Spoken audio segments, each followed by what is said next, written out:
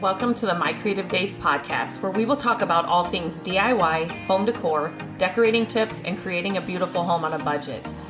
I am hoping our time together will spark a creative idea, help you plan your next DIY, or inspire you to finally tackle that project you keep putting off. Grab your favorite cup of motivation and let's chat.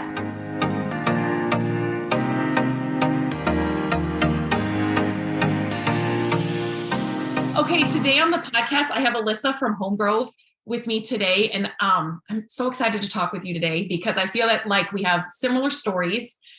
She is a former teacher who is now schooling, and you have four. Yes. 4 kids. Oh my goodness.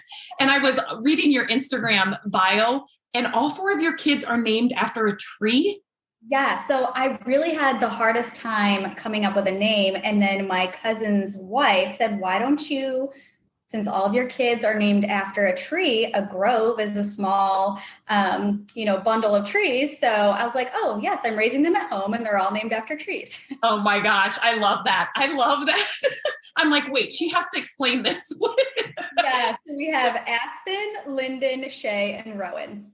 Oh my gosh, that's great. Oh my goodness, that's awesome. So, okay, I'm going to kind of give them a backstory about how this happened. So I reached out to Alissa about coming into the creative squad and being a guest spotlight in the creative squad. And so I was thinking a project or show or technique. And then she said, I would love to talk about starting a flipping furniture business while raising kids. And I said, oh my gosh, now you have to be on the podcast. Because I said, yes, oh, this can help so many people. And her story sounds a lot like mine. So I'm super excited to kind of pick her brain today and have her kind of share her story and how it's worked out for her. So I guess I'll start there. Can you give us kind of a little backstory into you and what you do?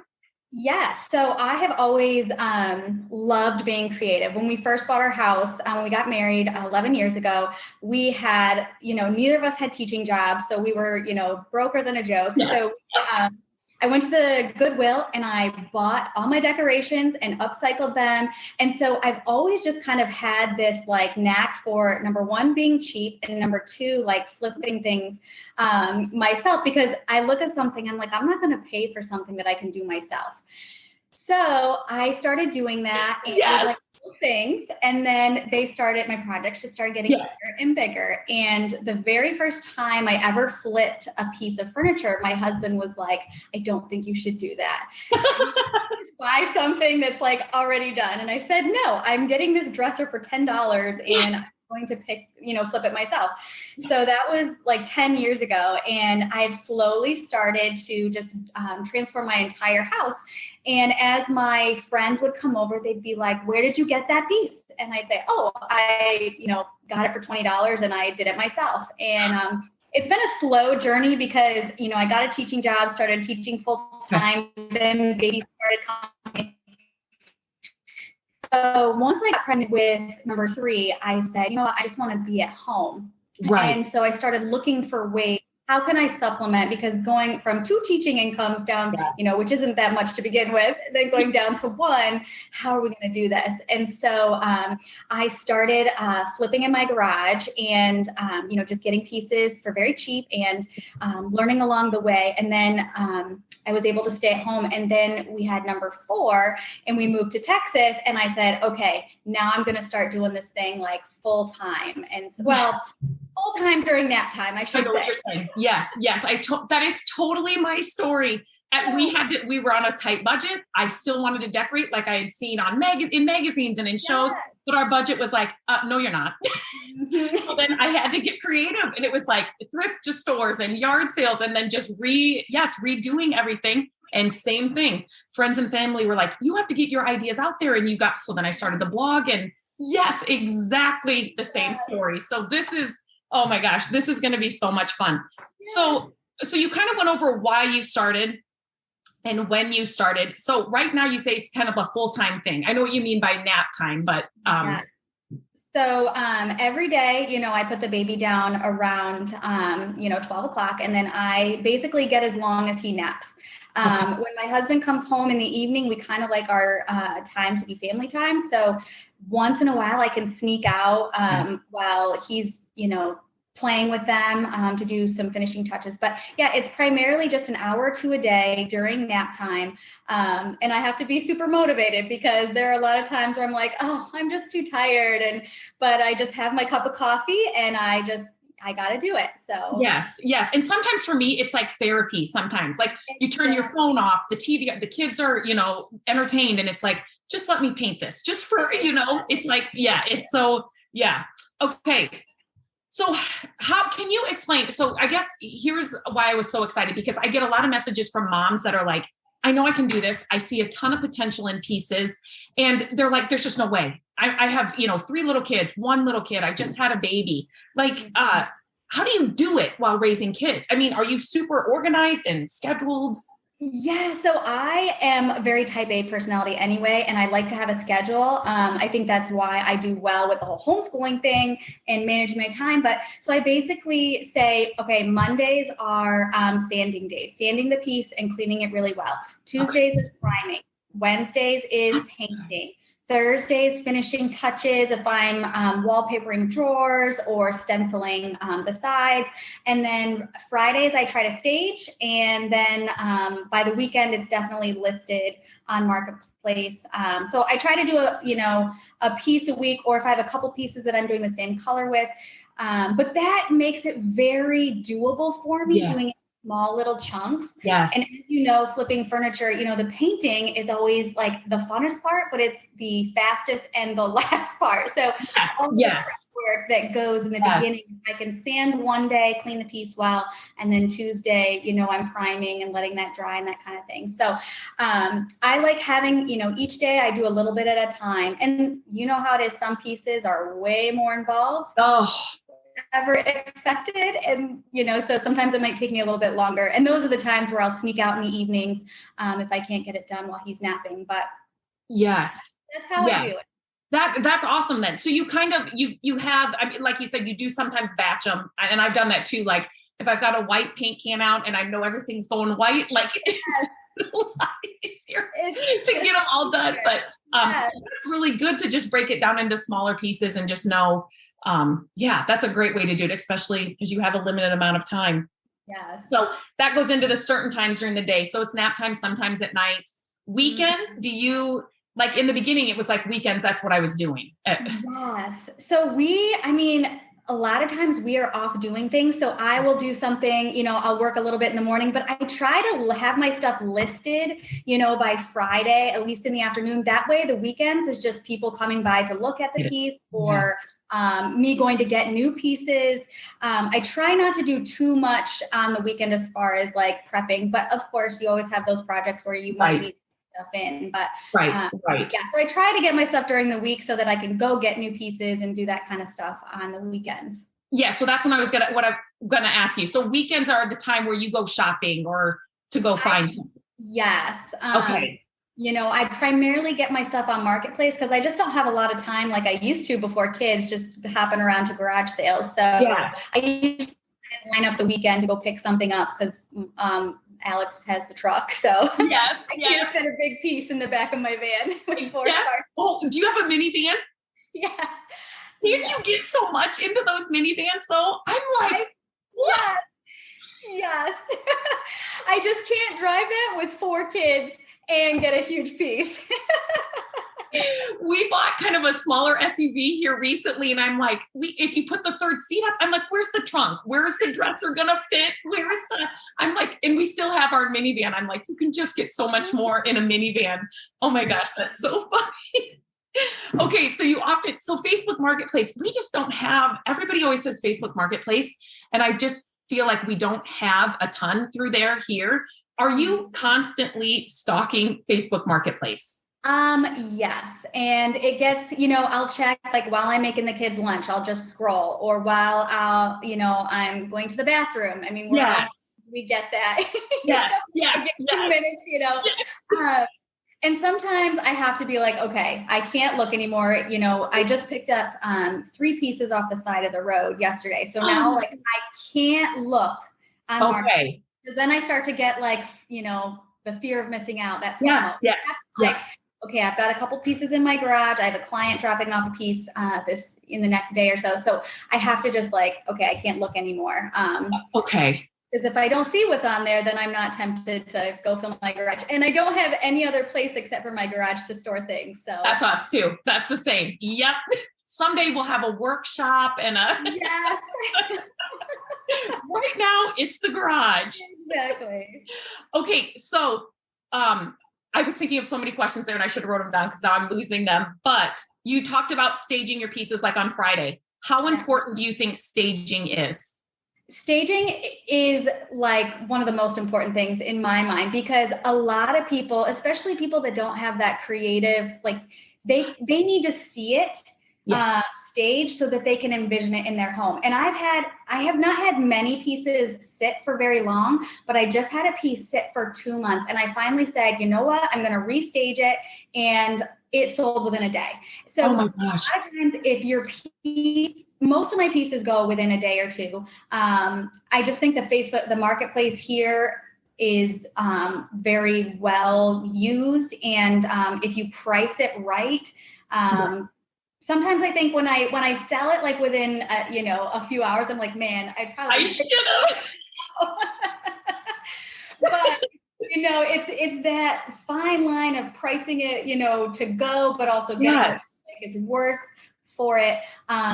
But yeah, staging, I think, is one of the most important things because people have to be able to see it in a space. Yes. I totally agree. I think, take the time to do that because you're just going to sell it so much quicker. So, so do you only sell on Facebook Marketplace, Craigslist, Etsy, like where? So with doing this as a part-time thing while also homeschooling and managing the rest of my house and babies, I have wanted to get on Etsy, but because there you can sell your things. It's almost like work smarter, not harder with that, because you can get more for your pieces. However, it might be sitting there for a while because the people aren't local, so they can't just come and look at it and pick it up.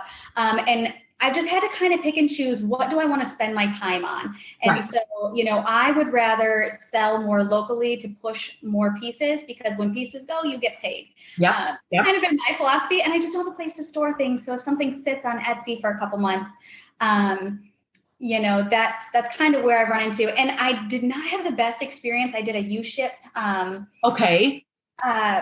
One time I shipped something. I'm here in Tyler, Texas, which is, about 2 hours southeast of Dallas. And this woman from San Antonio wanted one of my pieces. So I did a U-ship and we went with somebody that had no reviews. And I think next time, and so the piece got scratched. So the next time I will go advise my clients to choose someone that has really positive reviews and that does that. Right. It was just, some person that happened to be traveling to San Antonio. So I just haven't wanted to try to get too much into that. Just my time is so precious. Yes. So I've just been trying to sell locally. And it's working. Look, exactly. I mean, it's totally working. And I've only sold locally too, but I hear a lot of people, I've interviewed a lot of people that are, U-ship or, sending out. It's great. It's easy to do and all that, but I've only sold locally too, because it's working. Right. So I totally get that. Do you have certain times? So let's just say it's a new mom wanting to start this and she's thinking, so I have to sit home all weekend long because now I have it listed. Do you know what I'm saying? So for selling. Yeah. I mean, you can, when people message you and say oh, can I come look at it? You can just set off a time and say, yes, I'll be home. So set it for when you're going to be home. I mean, if somebody wants to come see it, they're going to want to come see it, as soon as possible. So it's not they'll be sitting around all weekend. Yes. You can work it around your schedule. Or if you're gone for the weekend, you can say, oh, I'm not going to be back till Monday. You can come, look at it. Yes. That's what I do too. So for budgeting, do you have I always like to ask this question, when you certain pieces, do you have a budget for each piece? For a dresser, I know I'm not going over $35 and, a buffet, I can go a little more or whatever. So I wish that I was like that. I ask all my clients to pay me through cash. And so I have this little envelope, and whatever I have in there, I will spend honestly up to $100 on a buffet that is like a Jacobean piece or a really mint condition and mid-century modern. Yes. Something that I know I can get a lot for my return. Right. If I'm looking at a dresser and I'm like, I don't think I can get that much out of, I will not spend over $30. Yes. But if it's like a really amazing piece that's unique that nobody else is, probably going to see for a while. Right. I will not like hesitate to grab my cash and, drop $100, but 100 is about it. I have not. Yes. I don't think I've ever spent more than $100 on a piece, but it's only for those pieces I know I can get, a $500 return on it. Yes. Yes. Yes. And are you always painting, or like, I don't know if you get this, but on YouTube, my blog, anywhere, when I paint a piece, I get those people that are like, you just ruined that piece. That was an antique. Yeah. I'm like, oh. I always paint because I just love, you can create a piece and make it one of a kind with paint. I do have some pieces in my house that I will not touch with paint because they're just unique and I love them. And I think natural wood does bring in a beauty, warmth to a space. Yes. However, I always paint. Yep. Yep. And when it's so funny, like my husband and I will pick up a dresser and somebody will say, don't paint that.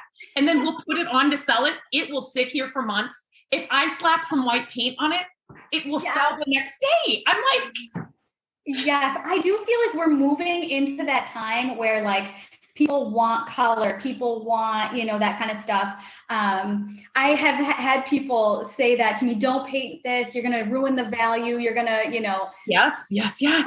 You just got to follow your own intuition on a piece. And that's my role. That's what I tell everybody when they say, oh, should I paint this or not? I really want to. I'm like, you're living with it in your home. Exactly. Yes, paint it. Exactly. Okay. So raising 4 kids and doing this, do you have a certain spot in your home where you photograph and stage pieces? Yes, I do everything in my garage. When we bought our house, we ripped up some of the old flooring. It was just like, it was a nice like plank flooring. It wasn't like real hardwood, but I made a staging area in my garage. I painted the one wall white, and I literally just bring in my own decorations, set it up, pictures. The biggest challenge with that is the lighting. Yes. So use an app called Lightroom. It's like a Photoshop type thing, and it's free, number one. So that fills my depot need there. Yep. And it allows you to like adjust the lighting and just make things look like there's a lot more light. And so that is probably been my hardest thing is I just don't have great the way the sun rises and sets through my garage is just not really great for the lighting. So I use Lightroom, and that helps a ton. A ton. What would you say to a mom who maybe doesn't have a garage or like a separate space, but knows she wants to do this? Yeah, so it's totally doable. In the video that I'm making for your Facebook thing, you're going to see my kids in there, especially the baby. I mean, he's following me everywhere. So when it is painting day, like if you can fit like whatever you're working on in like your bedroom or somewhere where you can close the door just to keep, little hands off of wet paint. You can literally do this anywhere. I mean, I have painted it gets hot here in Texas. And so last summer, I literally was painting in my kitchen. I painted a bench. I just laid cardboard down and I just painted, told my older kids, you gotta, stay away from here. And it was a paint that it's fusion mineral paint, and that dries so fast. So I would say get a paint that dries quickly, so you're not waiting for it to dry all day. And then just in a space where you can close a door. But, while you're doing little, putting wood putty and like nicks and dinks, your kids will be around, it's one of those things where they're not going to ruin a piece, doing that prep work. And it's so, because my kids are so used to it now. They're like, a piece in the living room with paint on. They just know to walk around it. Yeah. I mean, my kids are older, but since they were little, they've just known mom's working on a piece. Just don't touch it. It's probably wet. And we, in Iowa here, it's so humid, so hot. And then in the winter, I can't do it in the garage either. So I'm always, in some room in the house, painting. So it's totally doable if you don't have that extra space. So can I ask why you started an Instagram page for this? So I feel like that is another like creative outlet for me, taking pretty pictures. And I really would like to get a big enough following too, where it's very easy to set up, link your Instagram account with a Facebook page. And so Instagram just makes it very easy to post a picture with a little blurb, do some hashtags, and then also copy it to Facebook. And so my main reason of doing that was so that I didn't always have to post on Marketplace, that I could get a following and locals could say, I want that. And so that was my main reason, was to get a local following. And the last piece that I did, it was that farmhouse dresser with like the hardware. I don't know what you call that, like apothecary tag. Yes. I don't know what you call it. But I mean, that literally sold within an hour from a local girl that has just followed my page. And when people like your page on Facebook, it notifies them right away that you've made a post. So yes, that was my main reason, to not always have to list it on Marketplace. So I usually list Instagram and Facebook a day before I post it on Marketplace, just to give my local followers a chance to snag it first. Yes, that I tell everybody, start a page, because you grow a following, and then it'll be just so much easier to sell. Oh my gosh. Yes. So what keeps you motivated to do this? Why do you keep doing it? Well, I'm very extrinsically motivated. So the cash is definitely a motivator for me. Just being on one income, it allows us to, go out to eat. And actually, my husband's truck, so we moved from New York a year ago, and our truck was so rusted out from the salt up there that his radiator literally fell out of the bottom of his truck. So, oh my having the cash, we literally bought him a new truck with cash, and we would have had to take out a loan. So that is one, having that extra income is huge for us. But then it feeds my soul to take something so ugly and turn it into a one of a kind, beautiful piece. And then turning like a client's piece into, people bring me their grandmother's pieces that, have no taste for in their own home, but to create like a keepsake that will be passed, on for generations like that. I love doing that. It's a little bit more pressure filled, but that is. Yes, so you do custom pieces. Do you do a lot of them? Have you always done them? Is this something new? So when I post on Facebook, and this is, or like when I do Marketplace, I always have my photos with my name on it. And I say, follow me on Facebook and Instagram to see to be the first to see new inventory. Right. So a lot of people have, I think, seen that and messaged me and asked for custom work. So I try, to be honest with you, I prefer doing my own pieces just because I like to be creative. And doing a customer's piece is you're doing what they want, which is still very fulfilling. But I like to do, one week I do my own piece, another week I'll take custom. Then I'll do my own piece. So I kind of try to, do one for me, do one for them. Right. And that, the nice thing about doing a client's piece is there's no overhead. They want the paint, they bring you the piece, all they're paying you for is your time. So that is a sweet spot to be in sometimes when I just don't, feel like going and picking up a piece, or I haven't found anything. A piece. Yeah. So that's the nice thing about doing custom work, but it is a little harder because I'm kind of a perfectionist, and, I want it to be absolutely perfect. And so, yes, I've done it for family and friends, but I've been asked many times and I've always said no. Usually my garage is full of projects I need to get done anyway, but so I always like to ask that if you do custom work. So if a mom wants to start this, but they're worried that it's going to cost too much to even get started, what would you say? Well, I would say you can get your first piece off the side of the road. So there is, you see that all the time. It might take you a month or two to find a piece, but just wait, be patient.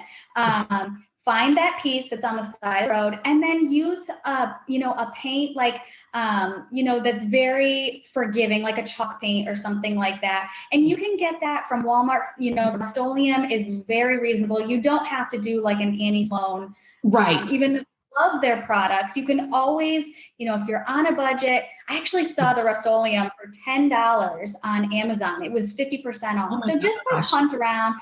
Get a paint that, chalk paint is very easy to work with.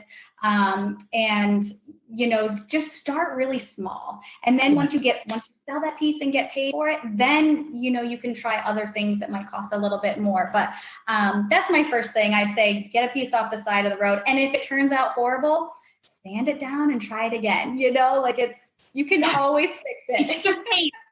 Yes, exactly. I tell everybody, it's just paint. So it's just going to be a little more work, but it's just paint. It's not the end of the world. It's totally fixable. So I would say, and it doesn't cost, for under $50, you can, a good paintbrush, some paint, and even if you had to buy a piece for $10 or $15, you should be, good to go, some sanding, but don't let that, it doesn't cost a lot to get started. That's for sure. Exactly. Or take a piece from your own house that you're not in love with, and, fix it, paint it, and try to sell it. You don't even have. Family and friends, ask them if there's a piece they're not using anymore, that we've all got them in our basement or in an attic somewhere. Yes, for sure. Okay. So this is I have just two more questions for you. What's something you wish someone would have told you before you started out or when you started out?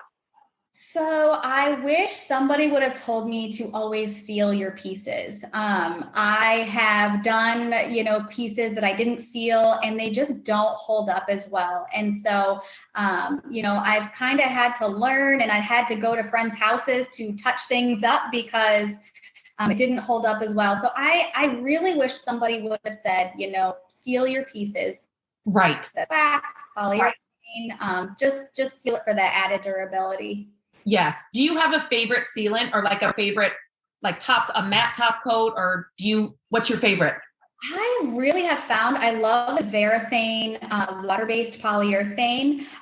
It's easy water cleanup in my sprayer. It goes on without any bubbles and it's clear. And I've done some oil-based through like a spray can, but the oil base does kind of give a yellow tint to it. So with darker pieces, it doesn't really matter because you can't see, but I have done it in white and then put the oil based on and it yellowed on me. So I really like the water based. They're not as durable as the oil based. So I just put a couple extra coats on. Yes.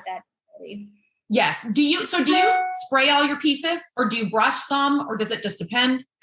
So for me, I love the smooth finish of a sprayer. So I spray all my pieces. I use the Home Right Super Max sprayer, and I just actually bought an HVLP sprayer to try out. And as I've gone on in this business and made more money, you buy the things for your business that you can afford. And it's getting little at a time. So, for someone just starting out, just buy a paintbrush and just, brush it, Go ahead. Oh, so for me, when I was able to afford a sprayer, I bought it, and it was $100. So it wasn't a huge investment, but it gives a great finish. I really love it. It's easy to clean. I've done 200 pieces with it and it's still spraying just the same. So yes. And you do find that you just start reinvesting into your business as you continue to grow, and it's just going to help you finish projects faster. Like with the spray, we have sprayers, and I do like to brush, but we do have the sprayer too. It goes on a lot smoother, and it goes a lot faster too. I know that is a huge point too. It does cut the painting time, sometimes by, definitely a half, I would say. Yes. They are amazing. Okay. Tell us where we can find you? You're on Instagram and Facebook. Tell us your name there and where we can find you. Yeah. So my handle on Instagram is home, HOME dot, and then Grove. And then you can find me. I have a page on Facebook, which is the exact same. I wanted to make it easy for people. So Right. yeah, you can find me on there. Oh my gosh. Thank you so much for doing this, Alissa. This is amazing. I feel like we are like sisters. The same story. It kind of evolved the same way. I'm so excited we did this. And I think this is going to help a lot of moms who think they can do this and they just don't know where to go or how to start. So I appreciate this so much. Oh, you're so welcome. I'm so glad I could hop on. And it can be very intimidating to get started, but you just start slow and you're going to make mistakes. I mean, I have made plenty and you just learn from them. I feel like in the last year, I've just learned so much, and it's mostly through mistakes and having to redo a piece, and that's okay. It's how you get better at your craft. And so yes, part of the process. It's part of the process. Thank you so much for listening to the podcast. I'm grateful that you tune in every week and that you share the show with your family and friends. I love having creative chit chats with you, and my hope is that this podcast will inspire you to try a new project, start a DIY that you've been putting off, and decorate your home exactly how you want it. There are a few ways you can help us with the podcast. Follow the podcast so you don't miss an episode. And if you could take a few minutes to leave the podcast a review, that would help us so much. Again, thank you for being here, and I look forward to our chat next week.